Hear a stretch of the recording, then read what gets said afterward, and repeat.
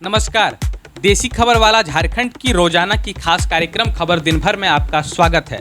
इस खास कार्यक्रम के जरिए हम आपको रोजाना सुबह 6 बजे झारखंड के तमाम बड़ी और महत्वपूर्ण खबरों से रूबरू कराते हैं। तो चलिए बिना देरी किए जानते हैं झारखंड के बीते 24 घंटे की तमाम बड़ी और महत्वपूर्ण खबरों को। जैक 12वीं का रिजल्ट आज 12:30 बजे होगा जारी, छात्रों की धड़कनें तेज। झारखंड एकेडमिक काउंसिल यानी कि जैक के इंटरमीडिएट परीक्षा परिणाम का इंतजार कर रहे छात्रों के लिए खुशखबरी है। जैक आज यानी कि 31 मई को 12वीं के विज्ञान और वाणिज्य यानी कि साइंस और कॉमर्स स्ट्रीम का रिजल्ट जारी करेगा। शिक्षा मंत्री रामदास सोरेन जैक परिसर में दोपहर 12:30 बजे परिणामों का औपचारिक प्रकाशन करेंगे।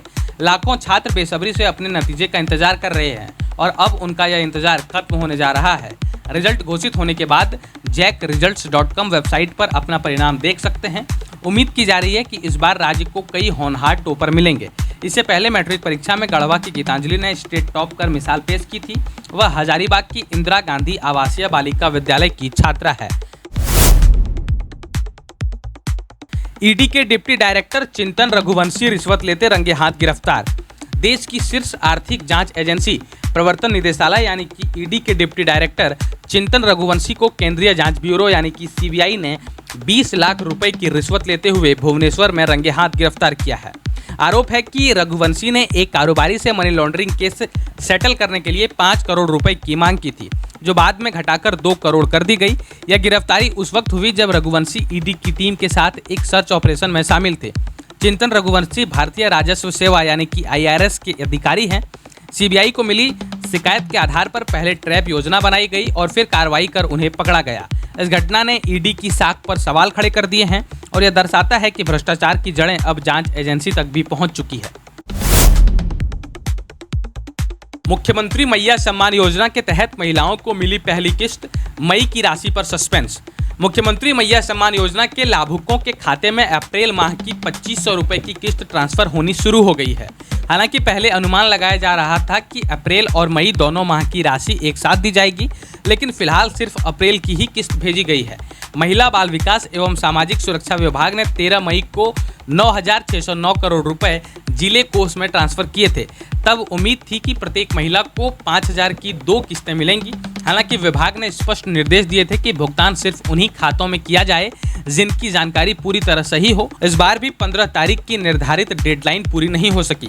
विभाग की ओर से अब तक यह स्पष्ट नहीं किया गया है कि कितनी महिलाओं को राशि मिली है और मई की किस्त कब जारी होगी। इस पर विभागीय अधिकारियों की चुप्पी बनी हुई है, जिससे लाभुकों में असमंजस की स्थिति है। विधायक श्वेता सिंह के नाम 2 पैन कार्ड, चुनाव आयोग ने शुरू की जांच। बोकारो की वर्तमान विधायक श्वेता सिंह के नाम पर 2 पैन कार्ड होने के गंभीर आरोप की जांच अब चुनाव आयोग ने शुरू कर दी है। यह कार्रवाई भाजपा नेता और बोकारो के पूर्व विधायक बिरंची नारायण की शिकायत के बाद की गई।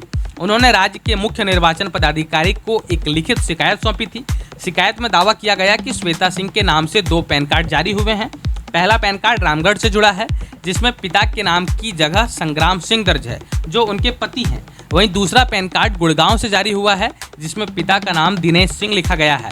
आयोग ने मामले की गंभीरता को देखते हुए आयकर विभाग से औपचारिक रूप से जानकारी मांगी है कि क्या श्वेता सिंह के नाम पर वास्तव में 2 पैन कार्ड जारी हुए हैं। आयोग ने पारदर्शिता सुनिश्चित करने के लिए तथ्यों की पुष्टि के निर्देश दिए हैं। बिरहोर बेटियों ने रचा इतिहास, किरण और चानवा ने मैट्रिक पास कर रचा नया कीर्तिमान। जैक मैट्रिक परीक्षा 2025 के नतीजे इस बार केवल आंकड़ों तक सीमित नहीं रहे, बल्कि संघर्ष और उम्मीद की नई कहानी भी लेकर आए।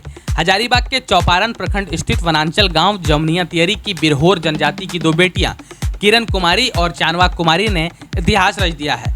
कस्तूरबा गांधी आवासीय विद्यालय चौपारण की छात्राएं किरण ने 409 अंक यानी कि करीब 80% और चानवा ने 332 अंक करीब 66% प्राप्त कर प्रथम श्रेणी में परीक्षा पास की।